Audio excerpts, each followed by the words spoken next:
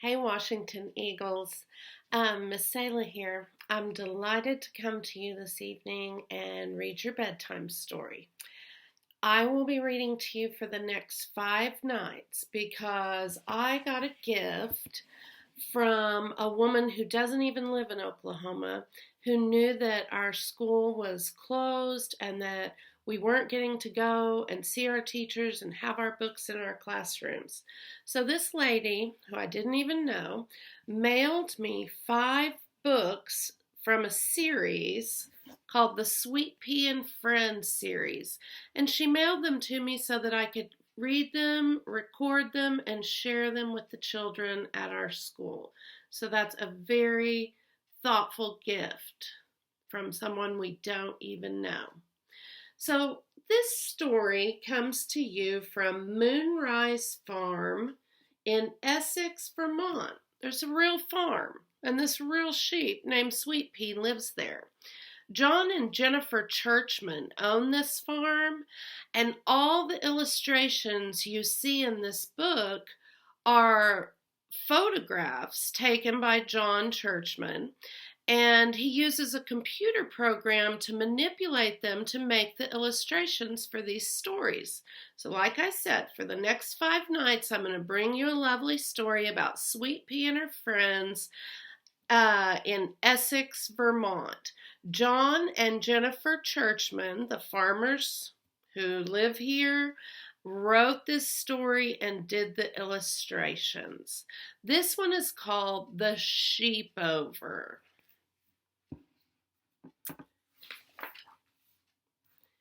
It was way past bedtime, and Laddie the sheepdog was still awake.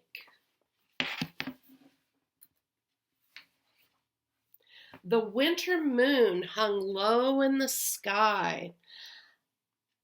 Laddie heard Owl calling from the forest. Hoo, hoo, hoo. Laddie woke Farmer John with a gentle nudge. Something was not right in the barn. So these are real photographs of these real animals that live at this real farm. Wild red fox moved swiftly past on silent, snowy paws. He glanced at the farmer and his sheepdog as they headed to the barn, and then the fox faded into the night.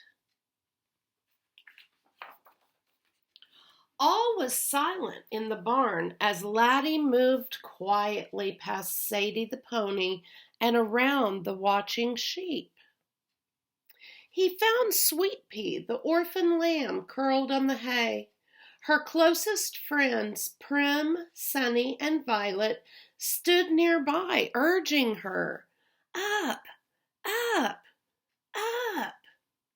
Sweet Pea's nose was hot and pink. She could not stand by herself, so Farmer John gently lifted her and started up the hill to the greenhouse.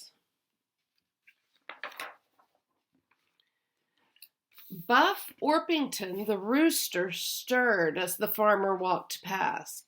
Then he crowed loudly, "Sweet Pea! Sweet Pea! Something's wrong with Sweet Pea!" Keeper the goose startled awake and took to flight, honking, "Sweet Pea! Sweet Pea! What's wrong with Sweet Pea?" Farmer John placed Sweet Pea on the soft, dry hay in the warm greenhouse and called Vet Allison, a country vet who traveled from farm to farm, taking care of animals. She carefully examined Sweet Pea, who had an injured leg and a fever. Vet Allison gave her medicine to help her feel better. "Keep Sweet Pea quiet and have her rest. She'll also need a friend for company," Vet Allison told Farmer John.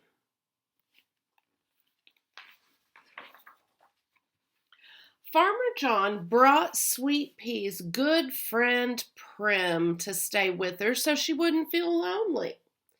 Sweet Pea looked forward to getting better.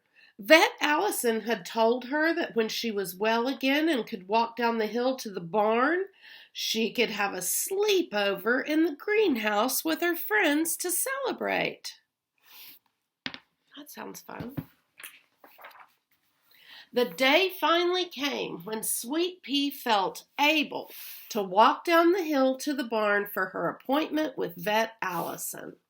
Her friends, Sunny and Violet, were there to welcome her. Vet Allison gave Sweet Pea a final checkup and declared, "Sweet Pea is much better." Now that she was well, Sweet Pea invited her friends to come to the greenhouse that very evening for a SheepOver party. Farm dogs Siri, Quinn, and Laddie heard the good news and ran through the farmyard barking, "Sweet Pea is better! Sweet Pea is better!" It was all the talk of the hen house that Sweet Pea was feeling better. The ducks quacked happily to one another and told their friend Tom, the big bronze turkey, "Sweet Pea is better now." Midsummer, the farm cat, purring loudly, asked his friend Tom, "Did I hear Sweet Pea's feeling better?"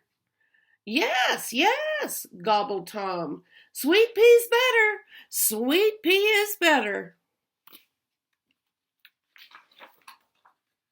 Sweet Pea could hardly wait for her friends to arrive for her SheepOver party. Sadie the pony helped Sunny and Violet get ready. Farmer John and Laddie came to lead Sweet Pea's friends to the SheepOver. First Violet arrived, then Sunny, who was so excited she jumped for joy. The farmer's wife, Jennifer, had made colorful trays of their favorite treats. Pumpkin slices for Sunny, sweet beets for Violet, and for Sweet Pea, the tender tips of pine tree branches. Prim gladly tasted everything. There were apples, too, and oats sprinkled on top. Everyone enjoyed the feast and ended up with pumpkin-stained faces. "What should we do now?" asked Violet, licking the last of the pumpkin from her lips. "Let's dress up like Farmer John," Sunny cried, tossing the farmer's hat into the air. The friends all took turns trying on Farmer John's hat, which he had left by the greenhouse door. "Let's dance now," Sunny said as she started the music for dancing under the disco ball. Just then Laddie was passing by. He poked his head through an open window pane. "A disco ball!" he exclaimed. He had never seen such a thing in the farmer's greenhouse. After dancing, everyone was tired. It was now Sweet Pea's turn to choose what they did next before bedtime. "Let's have Farmer John read us a story about Uncle Ollie when he was a little orphan lamb on the farm," she said. "Yes!" They all cried, for that story was their favorite. After the story, Farmer John turned out the greenhouse lights and wished them all good night. As the four friends snuggled down in the soft hay to sleep, Sweet Pea felt very happy to be better and back with her friends. From the forest, Owl was calling softly, "Ooh, ooh, ooh." This was the best SheepOver ever, Sweet Pea thought as she and her friends drifted off to sleep. The end.